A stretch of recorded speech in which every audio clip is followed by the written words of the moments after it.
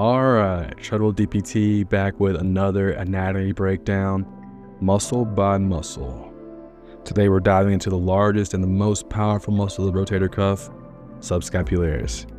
Definitely not the flashiest, but another one that plays a huge role in shoulder function and stability. So, as always, we're breaking it down: origin, insertion, innervation, function, and then we'll do some clinical insights.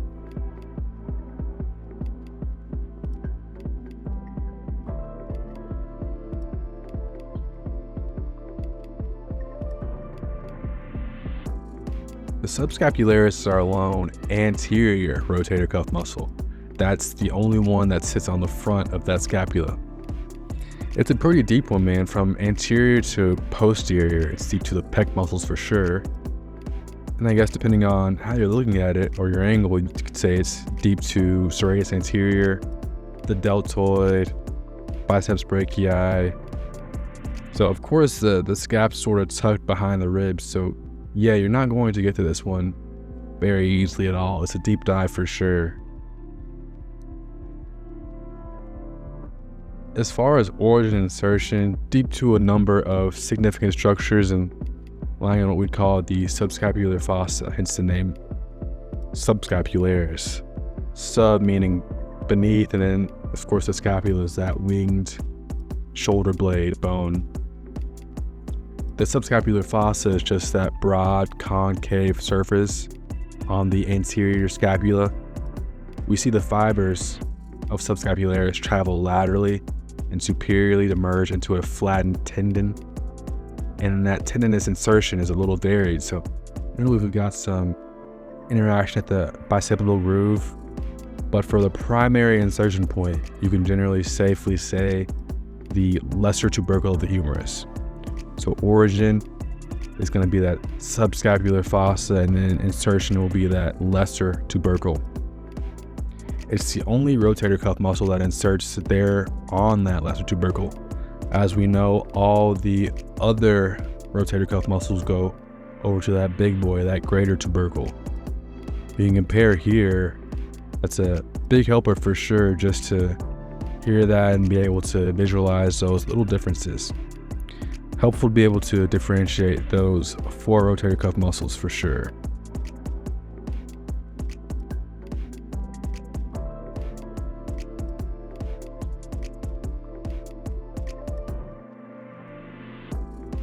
I think it's cool and beneficial to get an appreciation for the size and shape of subscapularis compared to the size and shape of those other three rotator cuff muscles, those posterior muscles.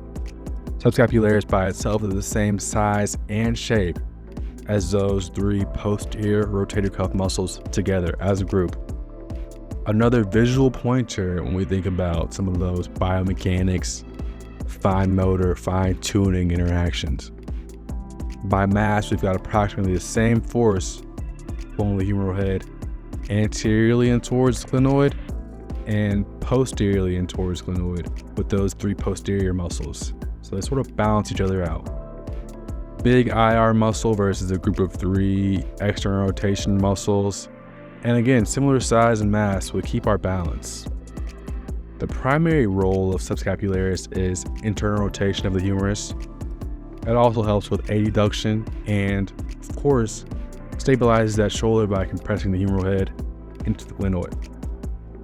Along with the other short rotator cuff muscles, very, very, very important in that force couple with the deltoid, helping balance the humeral head, preventing translation upwards during elevation. Very important in shoulder mechanics and preventing impingement.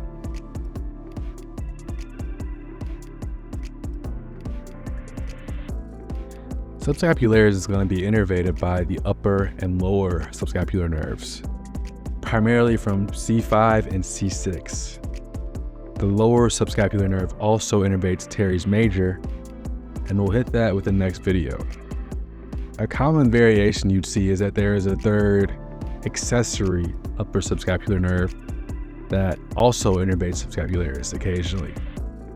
This is brought about pretty frequently in the recent literature. There's a study that looked at the shoulders of about 30 cadavers and found that 3 of them have this variation. So Pretty cool, about 10%. So yeah, subscapularis, C5, C6, upper and lower subscapular nerves.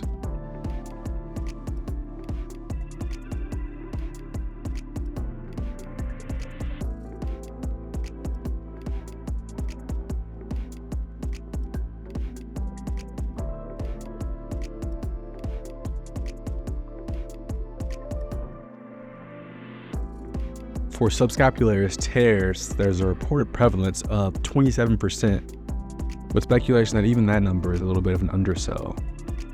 Subscapularis tears are relatively difficult to identify, either surgically or through arthroscopy. Of course, clinically, we can do the special tests like the belly press or our lift-off test. We could do our manual muscle test, but we can't actually see what's going on in there. Also, when we consider that we have studies that report the prevalence of asymptomatic rotator cuff tears being as high as 46%, it makes sense that we don't hear about subscapularis tears too much. It's a very important muscle, but not talked about nearly as much as the supraspinatus or infraspinatus in that regard. While they're not super common, subscapularis tears do happen, of course. And they do happen especially in cases of anterior shoulder dislocation or high force trauma. A typical mechanism is hyperextension and abduction of the shoulder. So not abnormal to see it in swimmers, surfers, maybe even volleyball players when they do that cock back motion. It's also notably involved in some internal shoulder impingement injuries. These injuries occur between the anterior rim of the glenoid and the humeral head. You mentioned that there's some insertion at the bicipital groove. It's definitely worth mentioning that the long head of the biceps passes through that bicipital groove as well, that tendon. So as you can imagine, subscapularis tears could lead to long head of the biceps pathology, and vice versa, long head of the biceps pathology could lead to subscapularis pathology. Lastly, we know how important those short rotator cuff muscles are for maintaining that shoulder. That's subscapularis, infraspinatus, and teres minor. So this is one that we definitely need to know exercises for. Sort of funny, slightly related, you'll see guys in the gym holding the little 5-pound dumbbells by their side and doing a little ERIR butterfly type thing. Exercise called flashers. They're thinking they're really working those muscles, but they're really not loading those external rotators or internal rotators. Not using those dumbbells and not standing using those dumbbells. If anything, maybe that's a bicep exercise with that elbow flexion, but definitely in the conversation for one of the sillier bicep exercises for sure. All I have to say, it's important that we load our line of pull. So instead of the dumbbells, a cable, or T-band would be good. Sideline ERIR is good with a dumbbell. IR, you'd be lying on your side. That arm you're working will be on the bottom and you curl up towards your chest. Exercises of that nature. We definitely hit these subscapularis internal rotation exercises a lot with impingement patients. So just building up, I do like to get some good internal rotation ISOs as well as maybe a light T-band to do some internal rotation or maybe some internal rotation step outs as well. So a lot of good stuff you could implement for that subscapularis.